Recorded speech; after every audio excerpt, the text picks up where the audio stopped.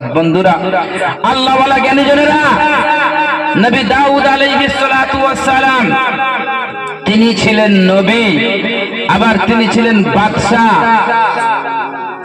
তারপরেও বাদশার কাজ কি ভাই? একটু কথা বলতে হবে আমার সঙ্গে। বাদশার কাজ কি? রাজত্ব পরিচালনা করা। বাদশা, শাহিনশাহ, কত কাজ তার। দাউদ আলাইহিস সালাতু ওয়াস সালাম তিনি নবী, তারপরেও তিনি এত আল্লাহর ইবাদত বন্দেগী করতেন। সারা সপ্তাহের 7 দিনে 6 দিন বাড়ির অন্যান্য সদস্যদের বলেছিলেন যে তোমরা এক দিন ঠিক করে নাও, শুধু আল্লাহর ইবাদত বন্দেগী করবে।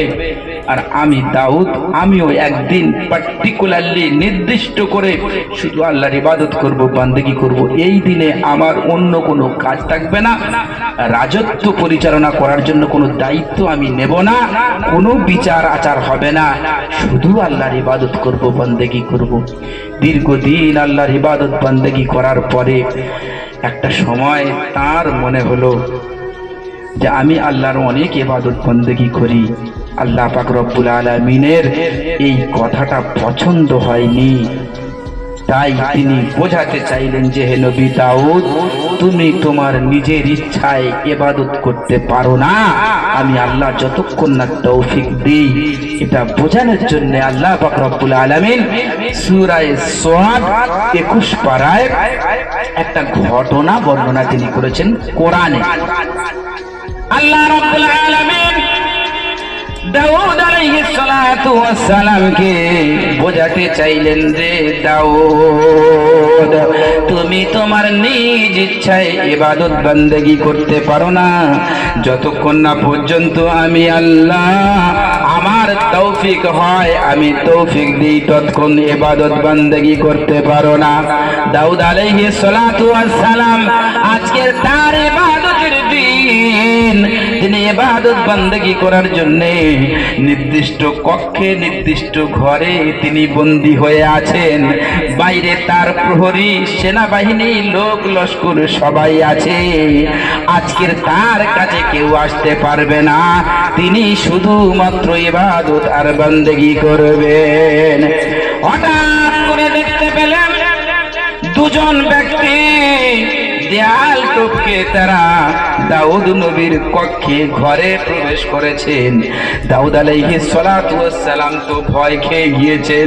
এই ভয় খাবে না, যত বড় তুমি বাহাদুর হও না কেন, শক্তিশালী লোক হও না কেন, তুমি নেতা হও না কেন, তুমি বাদশা হও না কেন, আজকের তোমার চতুর্দিকে লোক লস্কর প্রহরী, কেউ আসার কোনো সুযোগ নেই। আর দেয়াল টপকে হঠাৎ করে যদি দুজন এসে উপস্থিত হয়, ঘাবড়ে যাবে না, যাবে না? হ্যাঁ, দাউদ আলাইহিস সালাতু ওয়াস সালাম ভয় খেয়ে গিয়েছেন।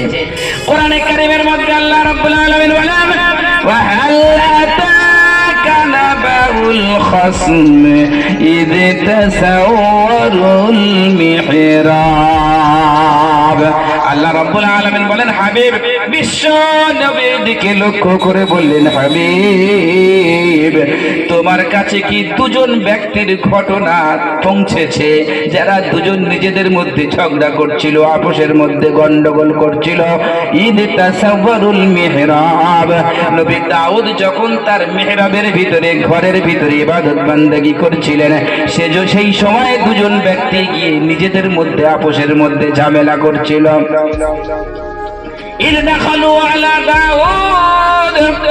যখন দাউদ আলাইহিস সালাতু ওয়াস সালামের ঘরে তারা দুজন উপস্থিত হয়েছে, আল্লাহ রাব্বুল আলামিন বলেন, আমার নবী দাউদ সঙ্গে সঙ্গে আঁতকে উঠেছে, ভয় খেয়ে গিয়েছে। ক্বালু লা তাখাফ, তারা দুজনে বলছে, না না হে নবী দাউদ, আপনি ভয় করবেন না, ভয় করবেন না। খসমানি বাগা বাযুনা আলা বায, আমরা দুজন একজন আরেকজনের সঙ্গে ঝগড়া করেছি, গন্ডগোল করেছি, অশান্তি করেছি। আপনি যেহেতু আমাদের বাদশা, আপনার দরবারে এসেছি, আপনি আমাদেরকে বিচার করে দেন।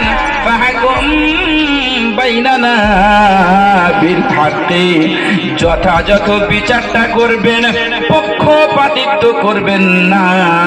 যেটা সঠিক বিচার হয় সেই বিচারটা আপনার কাছে আমরা পেতে এসেছি। ফাহকুম বাইনানা বিল হাক্কি ওয়ালা তুশরিক ওয়াহদিনা ইলা সাওয়াইস সিরাত। আপনি আমাদের সঠিক পথটা দেখান, সঠিক কথাটা বলুন, আপনি যেন খবরদার পক্ষপাতিত্ব করবেন না।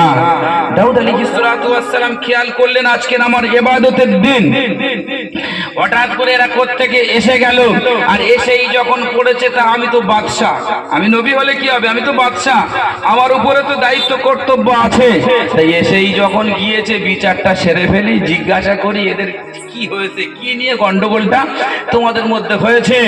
তো জিজ্ঞাসা করছে কি ব্যাপার গো, কি নিয়ে অশান্তি তোমাদের?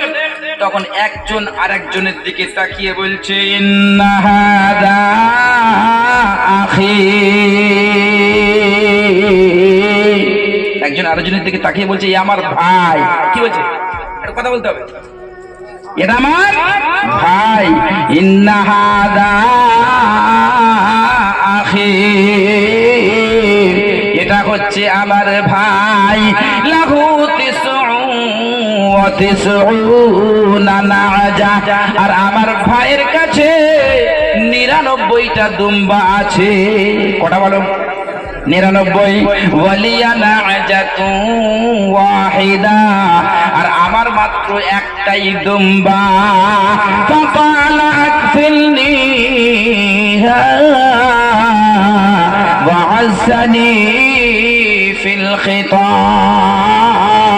আমার ভাইয়ের 99টা দুম্বা থাকা সত্ত্বেও আমার মাত্র একটা আছে, তারপরেও আমার ভাই বলছে ওই একটাই দুম্বা আমাকে তুই দিয়ে দে।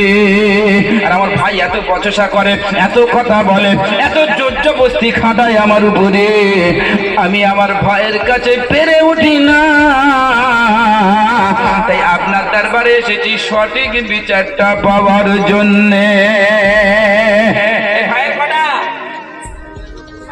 কটা?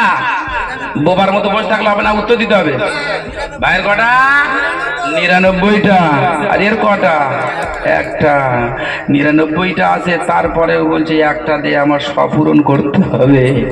আজকের সারা দুনিয়া জুড়ে একই ট্র্যাডিশন চলছে না, চলছে না ভাই?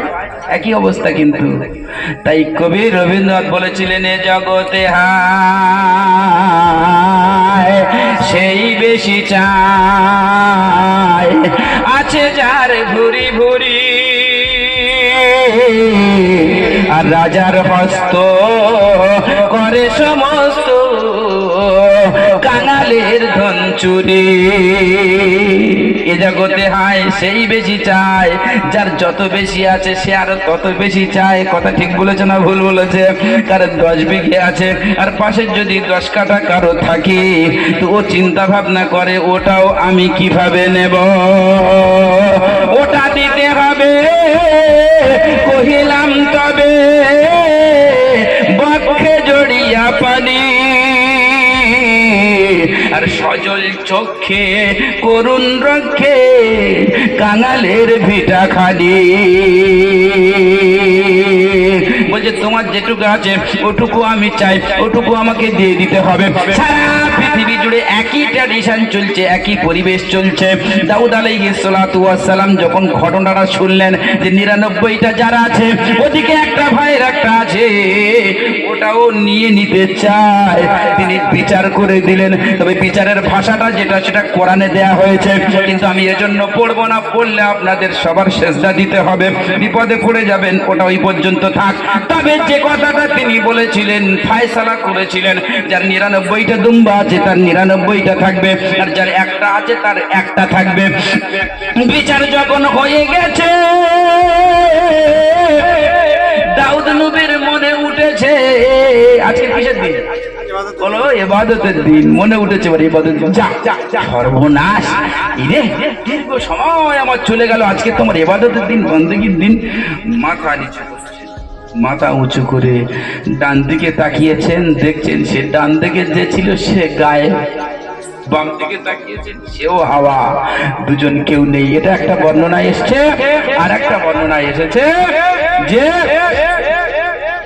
দুজন মিজমিজ করে হাসছে। দাউদ আলাইহিস সালাম ভাবলেন কি ব্যাপার, আরে বিচারক যখন বিচার করে দেয় তো তখন হয় কারোর পক্ষে যাবে, হয় কারোর বিপক্ষে যাবে, একজনের পক্ষে যাবে একজনের বিপক্ষে যাবে। কি গো বিচারক বলো না, এটা হয়তো নাকি কেউ হাসবে আর কেউ রেগে যাবে, কেউ খুশি হবে কেউ নারাজ হবে। এখন দুজন সব হাসে কেন, কেসটা কি? এটা নতুন ঘটনা। জিজ্ঞাসা করছে তোমরা দুজন হাসছো কেন, কি ব্যাপার? কেউ তো খুশি হবে কেউ তো নারাজ হবে, দুজনই সব খুশি, বিষয়টা কি? ওরা দুজনে তখন বলছে ওগো নবী দাউদ, আমরা পৃথিবীর কোনো মানুষ নয়, আমরা হলাম আল্লাহর যেটা বলে কি মালাইকা, ফেরেশতা। জোরে বলেন সুবহানাল্লাহ, এটা সকলে মিলে বলেন সুবহানাল্লাহ। আমরা হলাম আল্লাহর ফেরেশতা। ও এজন্য তোমরা ওই উল্টো পথে এসেছো, ঘুর পথে এসেছো। আচ্ছা বুঝলাম, এখানে কি করতে এসেছো?